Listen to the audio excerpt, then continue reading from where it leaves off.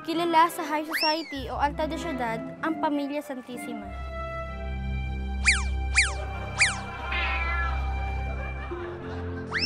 At ang Pamilya Trinidad.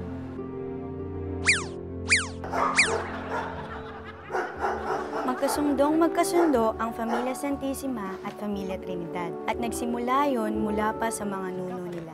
Kung yun ay parang sumpa para sa dalawang pamilya, mukhang ang sumpang yun ay mapuputol ng kani-kanilang mga anak. Sina Damaso na mas kilala bilang aso at si Ponposa na mas kilalang puso.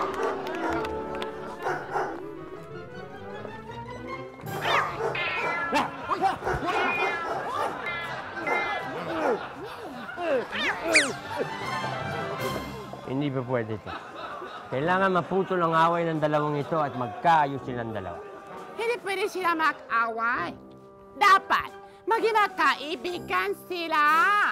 Ayoko masira pagsasamahan natin dahil naman sa kanilang dalawa.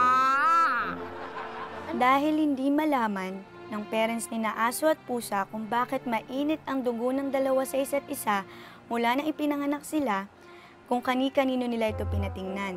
Sa doktor, Sa albularya,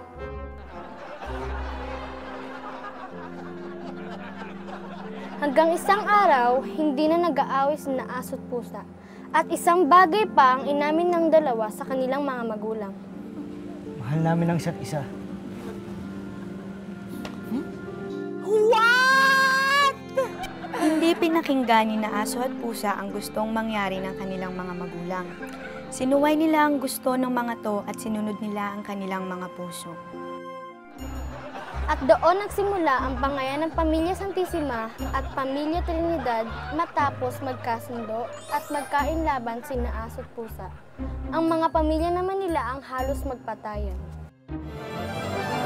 Parang mga tanga lang sila. The end.